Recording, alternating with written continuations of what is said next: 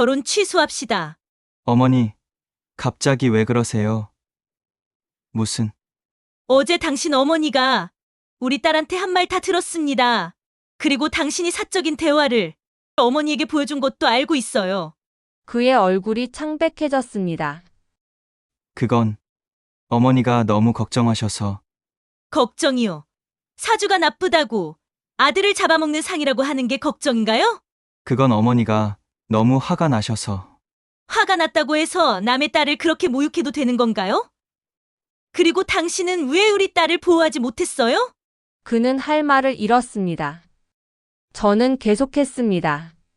9개월 동안 당신이 우리 딸한테 어떻게 했는지 다 알고 있어요. 불만을 쌓아뒀다가 한꺼번에 터뜨리고 약속은 지키지 않으면서 변명만 하고 잘못해놓고도 딸이 예민하다고 몰아붙이고 저는 그리고 이제 와서 자존감이 바닥이라고요? 당신이 스스로 선택한 일들을 왜 우리 딸 탓으로 돌리는 거죠? 저는 한 번도 이렇게 단호하게 말해본 적이 없었습니다. 하지만 그 순간만큼은 누구보다 강한 어머니가 되어야 했습니다. 어머니, 저희가 다시 이야기해 보겠습니다. 오해가 있었던 것 같아요. 오해가 아닙니다. 당신과 당신 어머니의 진짜 모습을 본 거예요. 우리 딸이 당신과 결혼하면 평생 시댁 눈치 보며 살아야 하고 당신 어머니한테 매번 인격 모독을 당해야 하겠죠. 그런 결혼은 절대 시킬 수 없습니다. 그는 더 이상 할 말이 없었습니다. 저는 마지막으로 말했습니다. 결혼 준비 과정에서 발생한 모든 비용은 저희가 처리하겠습니다. 당신은 그냥 주변 사람들한테 결혼이 취소됐다고만 알려주세요.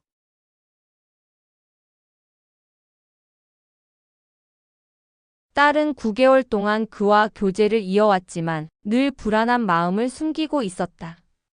겉으로는 평범한 연인 관계처럼 보였지만 뭔가 석연치 않은 부분들이 있었다. 그는 평소 웬만한 일에는 별다른 반응을 보이지 않았다. 딸이 약속에 늦거나 의견이 다르거나 작은 실수를 해도 괜찮다며 넘어가곤 했다. 처음엔 이해심 많은 사람이라고 생각했지만 시간이 지날수록 딸은 그의 진심을 알 수 없어 답답해했다. 그런데 어느 날 그동안 쌓였던 모든 것이 한순간에 폭발했다. 사소한 말다툼에서 시작된 일이었는데 갑자기 그는 몇 달 전의 일들을 하나씩 끄집어내기 시작했다. 8개월 전 그 저녁 약속 때 내가 30분이나 늦었잖아. 그때 나는 정말 무시당한다고 느꼈어. 5개월 전에 내 친구들 만날 때도 내가 시큰둥한 표정으로 있어서 얼마나 창피했는지 몰라. 지난번 내 제안을 무시한 것도 그렇고. 딸은 그 순간 말문이 막혔다. 그때는 아무 말도 하지 않았던 사람이 이제 와서 과거의 일까지 들춰내며 따지고 있었다. 더욱 당황스러운 건 그가 말하는 상황들에 대해 딸은 전혀 다른 기억을 가지고 있었다는 점이다. 8개월 전 약속에 늦었던 것은 사실이었지만 그날 딸은 급한 업무 때문에 어쩔 수 없었고 미리 연락도 했었다. 그때 그는 이해한다고 말했었는데 속으로는 전혀 다른 생각을 하고 있었던 것이다. 왜 그때는 아무 말 안 했어? 그럼 나 너를 어떻게 알라는 거야? 딸이 억울해하며 물었지만 그는 그때는 참았지만 이제는 못 참겠다고 답했다. 대화가 아니라 일방적인 재판이 이루어지고 있었다. 딸은 마치 법정에 선 피고인이 된 기분이었다. 변호할 기회도 주어지지 않은 채 그동안의 모든 행동들이 유죄 선고를 받고 있었다. 가장 당황스러운 건 그의 기억과 해석이 딸의 것과 너무나 달랐다는 점이다. 같은 상황을 겪었는데도 완전히 다른 영화를 본 것처럼 느껴졌다. 딸이 친구들과의 만남에서 보인 표정을 시큰둥했다고 해석한 것도 딸로서는 그냥 조용히 경청하고 있었을 뿐이었다. 하지만 그는 자신의 해석이 절대적 진실인 것처럼 딸을 몰아붙였다. 이런 식으로 문제를 해결하면 결혼해서 어떻게 살 거야? 딸의 이 말에 그는 오히려 화를 냈다. 지금까지 내가 얼마나 참아왔는데 내가 뭘 안다고 그래? 딸은 그 순간 깨달았다. 이 사람과는 진정한 소통이 불가능하다는 것을. 불만을 그때그때 표현하고 함께 해결해 나가는 것이 아니라 혼자 쌓아두었다가 폭탄처럼 터뜨리는 사람과 어떻게 평생을 함께할 수 있을까? 딸은 그날 밤 잠을 이루지 못했다.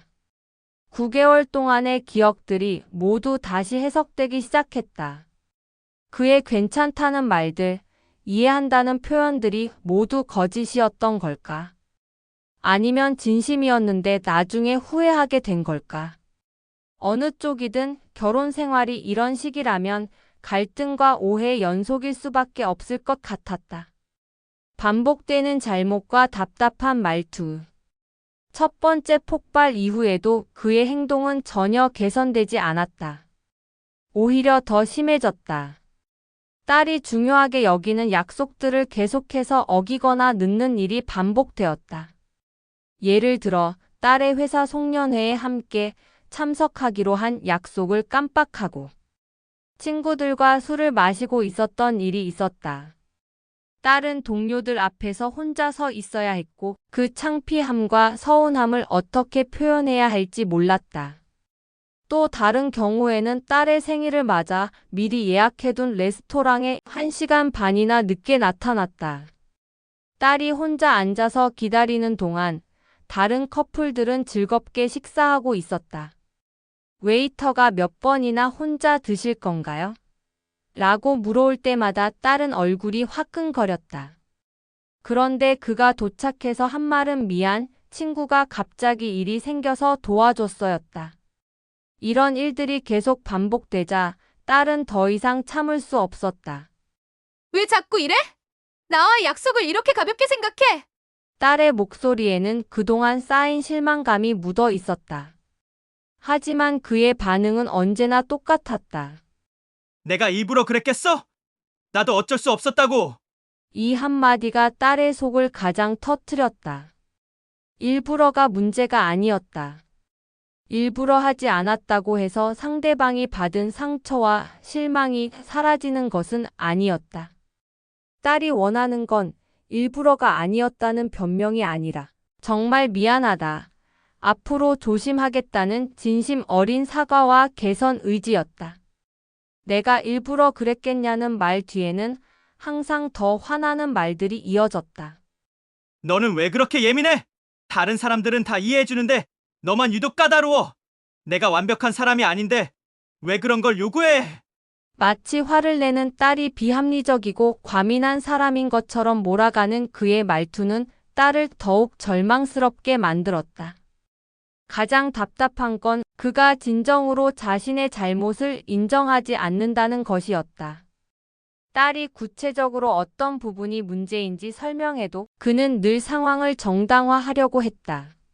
그날 친구가 정말 급한 일이 있었어. 교통이 너무 막혔어. 갑자기 회사에서 연락이 와서. 변명은 항상 그럴듯했지만 정작 딸의 마음을 헤아리거나 앞으로 어떻게 하겠다는 다짐은 전혀 없었다. 더욱 황당한 건 그가 오히려 딸의 성격에 문제가 있는 것처럼 돌리기 시작했다는 것이다. 너는 너무 완벽을 추구해. 인간은 실수할 수 있는 거야. 나한테만 너무 엄격한 것 같아. 딸은 이런 말들을 들을 때마다 자신이 정말 성격이 괴팍한 사람인 건 아닌지 의심하게 되었다. 하지만 부모인 저는 딸을 누구보다 잘 안다. 딸은 어릴 때부터 밝고 차분한 성격의 소유자였다. 친구들과도 잘 어울리고 직장에서도 동료들에게 인정받는 사람이다. 딸이 요구하는 것들은 결코 과도한 것이 아니었다. 약속 시간을 지키고 잘못했을 때 진심으로 사과하고 같은 실수를 반복하지 않으려고 노력하는 것. 이런 기본적인 것들을 바라는 게 까다로운 건가? 문제는 분명히 그 남자의 반복되는 무책임한 태도였다. 그런데 그는 자신의 행동은 변화시키지 않은 채 딸이 그것을 받아들이도록 만들려고 했다. 이것은 사랑이 아니라 조작이었다. 딸은 점점 자신감을 잃어가고 있었고 자신의 정당한 요구마저 의심하게 되고 있었다. 이런 관계가 계속된다면 딸은 자기 자신조차 잃어버릴 것 같아 걱정되었다.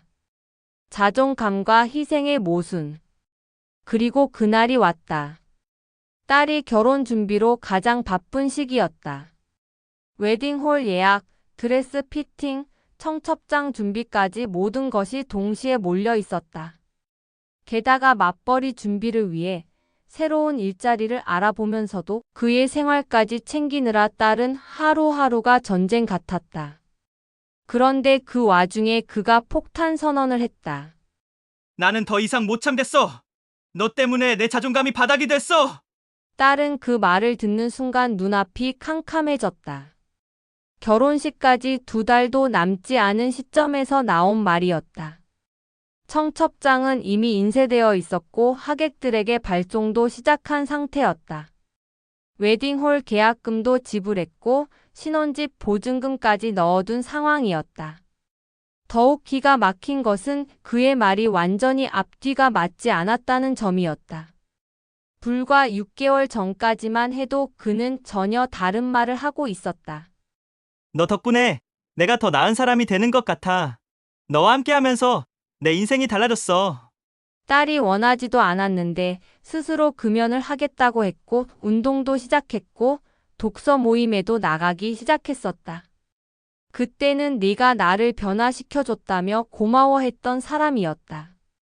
그런데 이제 와서는 모든 것이 딸 때문이라고 했다. 내가 원래 내 모습을 잃어버렸어.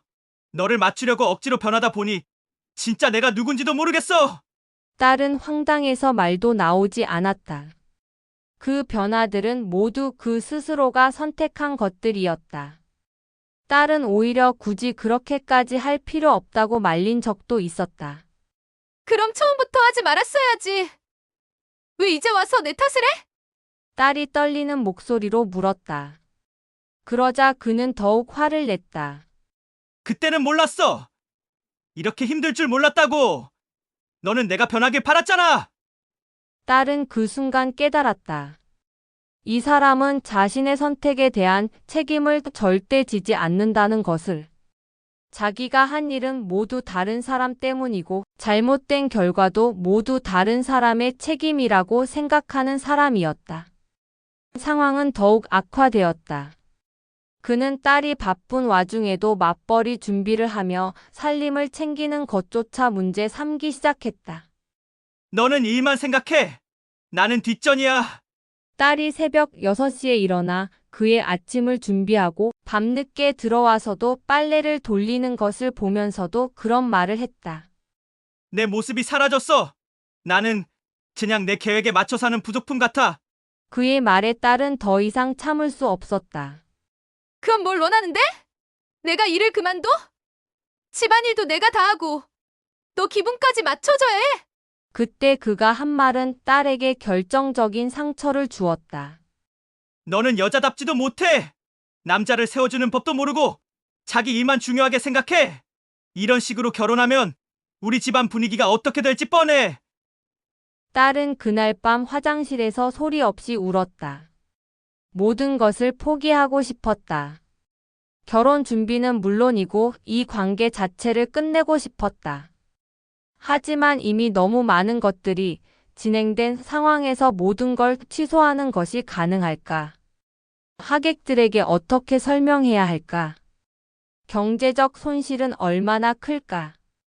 그런데 더욱 끔찍한 것은 그 다음날 그의 태도였다.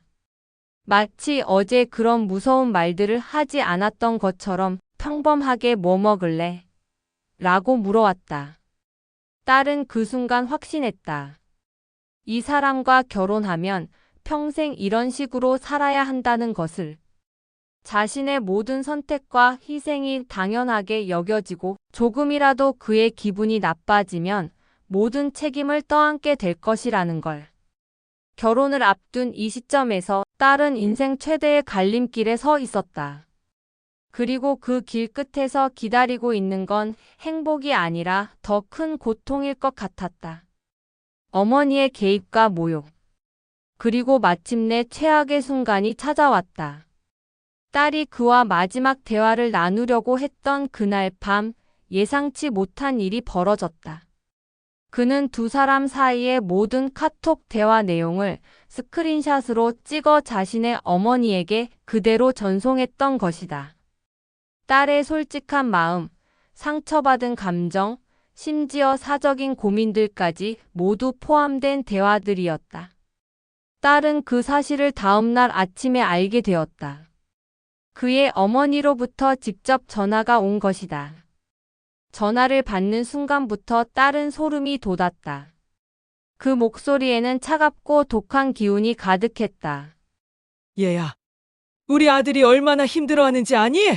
내가 우리 아들을 어떻게 괴롭혔는지 다 봤어. 딸은 말문이 막혔다. 사적인 대화 내용이 그대로 전달되었다는 사실도 충격적이었지만 그 어머니가 모든 상황을 완전히 왜곡해서 이해하고 있다는 것이 더욱 끔찍했다. 딸이 억울하게 당한 일들은 모두 생략되고 딸이 감정적으로 반응한 부분만 확대되어 전달된 것 같았다. 어머니, 그건 아니야. 내가 다 봤다니까. 우리 아들은 그렇게 착한 애인데 내가 너무 까다롭게 굴었어. 남자는 원래 그런 거야. 이해하고 감싸줘야 하는 게 여자 역할 아니야? 딸의 손이 떨리기 시작했다. 그 어머니는 마치 자신이 모든 상황을 정확히 파악하고 있는 것처럼 말했지만 정작 들려오는 건 일방적인 편견과 왜곡된 해석뿐이었다. 그런데 진짜 충격적인 말은 그 다음에 나왔다. 그래서 내가 사주까지 봤어. 우리 아들 사주는 정말 좋은데 내 사주가 문제야. 사주가 너무 세서 남편을 잡아먹는 상이래. 이런 사주를 가진 여자와 결혼하면 우리 아들 인생이 망가져. 딸은 그 순간 현실감을 잃었다. 21세기의 사람이 사주 운세를 들먹이며 자신을 인격 모독하고 있었다. 그것도 아들이 전해준 왜곡된 정보를 바탕으로. 어머니, 사주로 사람을 판단하시는 건 조용해. 내가 뭘 안다고. 내가 몇십 년 살면서 사람을 못 봐. 너 같은 애와 결혼하면 우리 집안이 어떻게 되겠어? 그 어머니의 목소리는 점점 더 날카로워졌다. 마치 딸이 자신의 아들을 유혹해서 망치려는 악녀인 것처럼 몰아붙였다. 더욱 충격적인 건 그 어머니가 딸의 집안 배경까지 들먹이기 시작했다는 것이다. 너희 집은 뭐가 그렇게 잘났다고 우리 아들한테 이것저것 요구를 해? 우리 아들이 너 같은 애 만나서 얼마나 고생하는 줄 알아? 당장 헤어져. 결혼 취소해. 딸은 그 전화를 받으면서 온몸이 떨렸다. 분노와 절망, 그리고 깊은 모멸감이 동시에 밀려왔다. 자신이 사랑한다고 생각했던 사람의 어머니로부터 이런 인격 모독을 당하고 있는 현실이 믿기지 않았다. 전화가 끝난 후 딸은 그에게 연락했다. 당신 어머니가 나한테 전화했어. 우리 대화를 왜 그대로 보여줬어? 하지만 그의 반응은 더욱 절망적이었다. 어머니가 화가 많이 났어. 어쩔 수 없었어. 어쩔 수 없다고. 우리 둘만의 사적인 대화를 부모님께 보여주는 게 당연하다고 생각해. 어머니가 걱정해서 물어보시니까 나도 힘들었어. 누구한테 털어놓고 싶었다고. 딸은 그 순간 모든 것을 깨달았다. 이 남자는 평생 어머니의 아들로만 살 것이고 결혼 후에도 부부간의 문제를 어머니에게 고자질할 것이며 어머니의 편견과 간섭이 그들의 결혼 생활을 지배할 것이라는 걸. 그럼 결혼해서도 이럴 거야? 우리가 싸우면 어머니한테 다 이를 거고 어머니 말씀에 따라 나를 판단할 거야. 어머니는 나를 위해서 하시는 말씀이야. 내가 이해해줘야지. 그 순간 딸은 확실히 알았다. 이 결혼은 자신과 그 남자만의 결합이 아니라 그 어머니의 지배하에서 평생 감시받고 통제받는 삶이 될 것이라는 걸. 자신의 모든 말과 행동이 어머니에게 보고될 것이고 어머니의 편견 어린 해석에 따라 평가받을 것이라는 걸. 딸은 그날 밤 처음으로 확신했다. 이 결혼은 절대 해서는 안 된다고. 사주가 나쁘다는 모욕도 집안을 무시하는 발언도 모든 것을 참을 수 있었지만 평생 어머니 눈치를 보며 살아야 한다는 현실만큼은 받아들일 수 없었다. 그날 밤 딸은 새벽 3시까지 잠들지 못했다. 그 어머니의 독한 목소리가 귓가에서 맴돌았다. 사주가 나쁘다. 우리 아들을 잡아먹는 상. 당장 헤어져. 딸은 베개를 끌어안고 소리 없이 울었다. 그런데 울면서도 이상한 해방감이 느껴졌다. 마침내 이 모든 것을 끝낼 명분이 생겼다는 안도감이었다. 다음 날 아침 일찍 딸이 저에게 전화를 했습니다.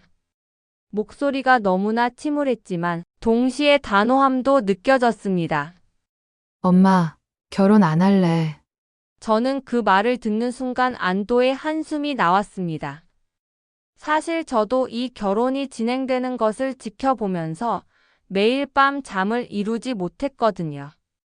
딸이 점점 위축되고 자신감을 잃어가는 모습을 보면서 언젠가는 이런 날이 올 것이라고 생각했었습니다. 딸아, 무슨 일이 있었니? 딸은 어제 있었던 일을 차근차근 얘기해 주었습니다. 그 남자가 사적인 대화 내용을 어머니에게 고스란히 전달한 것, 그 어머니가 사주를 들먹이며 딸을 모욕한 것, 그리고 그 남자가 어머니 편에서 딸을 설득하려 했던 것까지. 저는 그 이야기를 들으면서 분노가 치밀었습니다. 동시에 확신도 들었습니다. 이 결혼은 절대 진행되어서는 안 된다고. 엄마가 파혼시킬게. 엄마, 내가 직접 하면 너무 힘들 거야.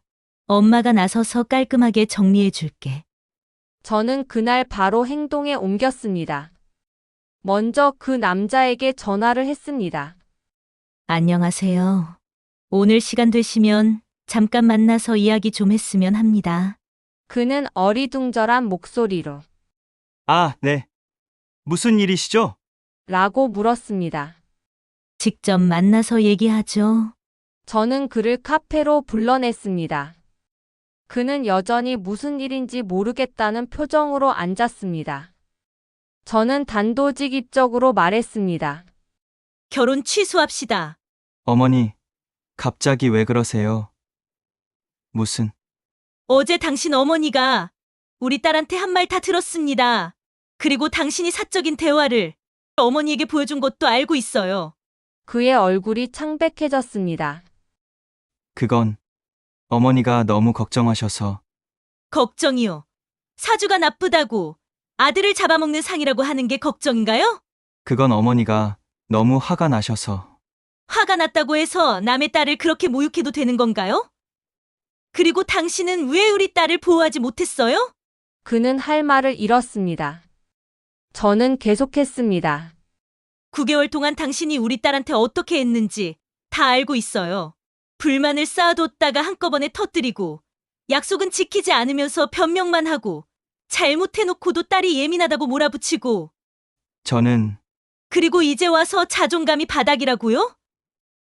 당신이 스스로 선택한 일들을 왜 우리 딸 탓으로 돌리는 거죠? 저는 한 번도 이렇게 단호하게 말해본 적이 없었습니다.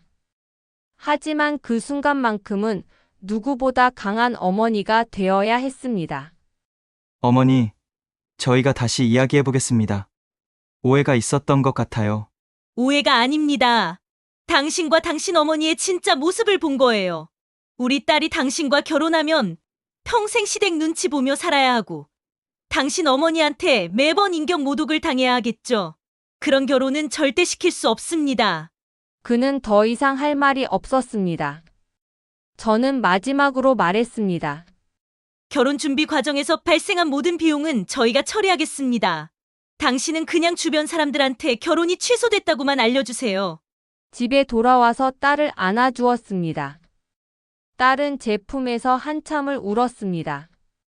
그런데 그 눈물은 슬픔보다는 해방감에 가까워 보였습니다. 엄마 고마워. 딸아, 엄마가 늦었어. 진작에 막았어야 했는데. 아니야. 엄마가 아니었으면 나는 평생 그 지옥에서 살았을 거야. 며칠 후 주변 사람들에게 결혼 취소 소식을 알렸습니다.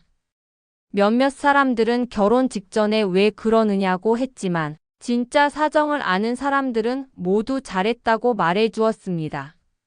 한 달이 지나자 딸의 얼굴에 웃음이 돌아왔습니다. 자신감도 되찾았고 예전의 밝은 성격도 되돌아왔습니다. 저는 그 모습을 보면서 확신했습니다. 이파오는 딸을 위한 최고의 선물이었다고. 결혼이 취소된 후 그는 몇 번이나 딸에게 연락해 매달렸습니다. 다시 시작하자, 제발 기회를 달라는 말도 했지만 딸은 단호했습니다. 이미 깨진 신뢰와 모욕의 상처는 되돌릴 수 없었기 때문이었죠. 결국 그는 받아들여지지 못한 채 홀로 술잔을 기울이며 밤을 지새운다는 소식이 들려왔습니다. 그 말을 들은 딸은 잠시 마음이 흔들렸지만 곧 고개를 저었습니다. 연민과 사랑은 다르다는 걸, 그리고 자신을 지켜내는 것이 가장 중요한 선택이라는 걸 이제는 분명히 알고 있었으니까요.